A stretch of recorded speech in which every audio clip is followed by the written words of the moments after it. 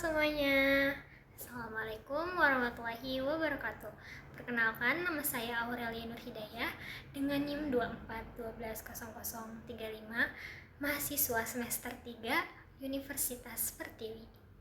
Pernah gak sih kalian merasa sudah kerja maksimal nih, tapi kok kayak gak ada kemajuan dalam karir, atau sebagai pemimpin kalian bingung bagaimana cara membagi bonus secara adil?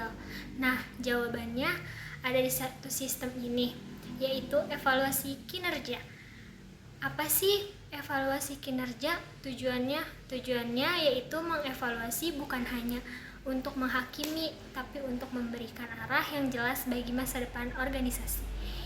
Yang poin pertama ada administratif, menjadi dasar sah untuk mengambil keputusan SDM. Contohnya, karyawan yang mencapai target 110% diberikan kenaikan gaji atau kompensasi, sementara yang berprestasi konsisten dipromosikan menjadi supervisor.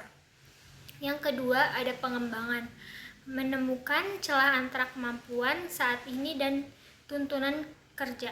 Contohnya, jika evaluasi menunjukkan tim sales lemah dalam teknik negosiasi, perusahaan akan memberikan pelatihan training atau public speaking. Yang ketiga ada evaluasi pengakuan atas kerja keras. Contohnya, memberikan penghargaan kepada staf administrasi yang paling rapi dalam pengarsipan. Yang keempat, ada evaluasi organisasi, menilai apakah strategi HR selama ini sudah benar. Contohnya, memberikan mayoritas karyawan yang nilainya rendah, perusahaan mungkin perlu meninjau kembali sistem rekrutmen atau kurikulum pelatihan mereka. Poin kedua yang akan kita bahas yaitu manfaat evaluasi kinerja. Evaluasi yang baik memberikan keuntungan dua arah, yaitu win-win solution bagi perusahaan. Yang pertama ada mengukur kontribusi, tahu siapa yang benar-benar membantu mencapai target profit.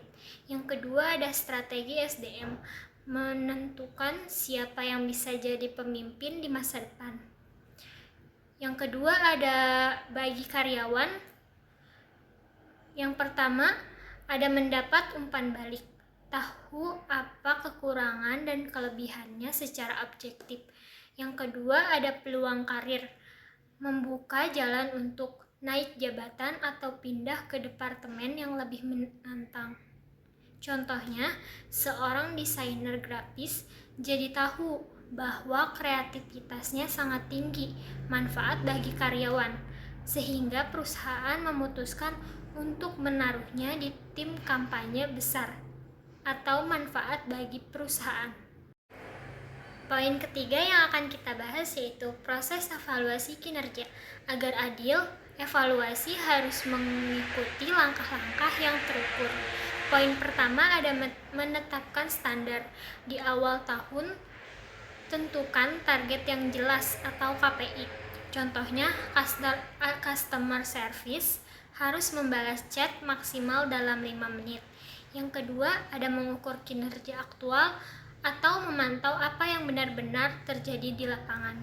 Contohnya, data menunjukkan rata-rata balasan chat adalah 7 menit. Yang ketiga, ada membandingkan standar, melihat apakah ada selisih gap. Contohnya, ternyata ada keterlambatan nih 2 menit dari standar yang ditentukan.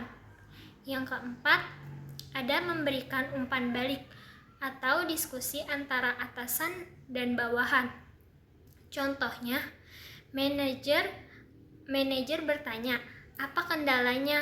Apakah internet lambat atau beban kerja terlalu tinggi? Yang selanjutnya ada tindak lanjut, langkah nyata untuk memperbaiki atau mempertahankan hasil.